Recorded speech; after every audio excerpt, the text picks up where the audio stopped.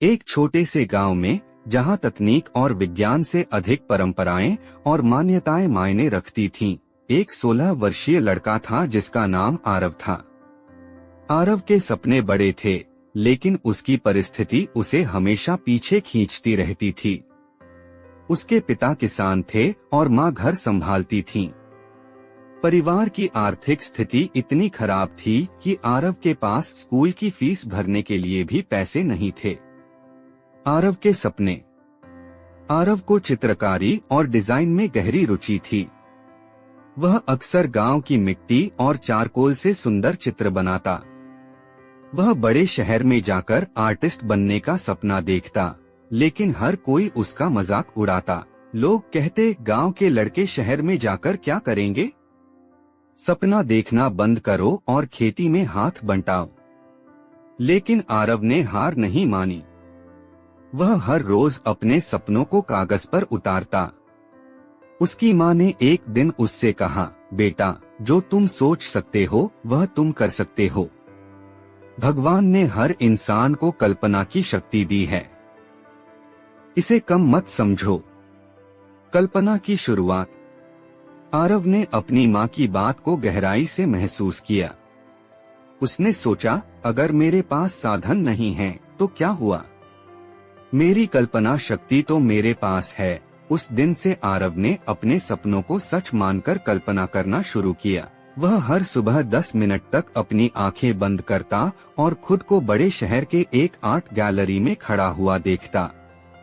वह महसूस करता कि उसके बनाए चित्रों की सराहना हो रही है। उसने अपने दिल में यकीन किया कि उसकी कल्पना एक दिन हकीकत बनेगी। एक रहस्यमय घटना। एक दिन गांव में एक कला प्रतियोगिता का आयोजन हुआ। यह आरव के लिए पहला मौका था, लेकिन समस्या यह थी कि उसके पास पेंटिंग के लिए अच्छा कागज और रंग नहीं थे। उसने अपनी कल्पना शक्ति पर भरोसा किया और घर में पड़ी पुरानी चीजों का इस्तेमाल करके एक खूबसूरत पेंटिंग बनाई। प्रतियोगिता के दिन उसने अपनी पेंटिंग प्रस्तुत की। जब जजों ने उसकी कला देखी तो वे हैरान रह गए। उन्होंने कहा, इतने सीमित साधनों में इतनी सुंदरता, यह कला दिल छू लेने वाली है। आरव ने पहला स्थान जीता और उसे एक बड़ा कैनवास और असली रंग भेंट किए गए। कल्पना का और विस्तार। अब आरव की मेहनत और कल्पना शक्ति का संगम शुरू हुआ। उसने अपनी कला में और गहराई से काम करना शुरू किया। वह हर रात सोने से पहले खुद को एक महान कलाकार के रूप में देखता। वह सोचता, मेरे चित्र बड़े बड़े शहरों में प्रदर्शित हो रहे हैं। लोग मेरी कला को समझते और सराहते हैं।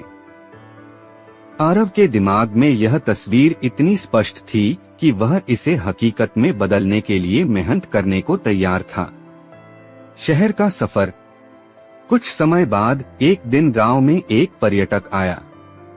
उसने आरव की पेंटिंग्स देखी और उनसे इतना प्रभावित हुआ कि उसने आरव को अपने साथ शहर चलने का प्रस्ताव दिया। आरव के पिता ने पहले मना किया, लेकिन उसकी मां ने कहा, अगर यह लड़का सपने देख सकता है तो उन्हें पूरा भी कर सकता है, इसे रोको मत। आरव शहर चला गया। वहां उसने कला की पढ़ाई शुरू की और अपनी कल्पना शक्ति का इस्तेमाल करके नई नई कलाकृतियां बनाई। पहला बड़ा अवसर। आरव की बनाई पेंटिंग्स एक आर्ट गैलरी में प्रदर्शित हुई। वहां एक प्रसिद्ध आर्ट कलेक्टर ने उसकी कला खरीदी और उसकी सराहना की। आरव का सपना अब साकार हो रहा था। उसने महसूस किया कि उसकी कल्पना शक्ति और मेहनत ने उसे इस मुकाम तक पहुंचाया। प्रेरणा का स्रोत। कुछ साल बाद आरव गांव लौटा। अब वह एक प्रसिद्ध कलाकार बन चुका था। उसने गांव के बच्चों को सिखाया कि कल्पना शक्ति ही इंसान की सबसे बड़ी ताकत है।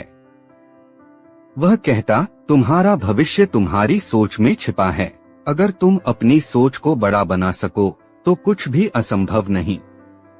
अंत का संदेश। आरव की कहानी हमें यह सिखाती है कि कल्पना शक्ति सिर्फ एक मानसिक खेल नहीं है, यह आपके भविष्य को आकार देने का सबसे बड़ा उपकरण है। इसे सही दिशा में इस्तेमाल करो और तुम अपने सपनों को सच कर सकते हो।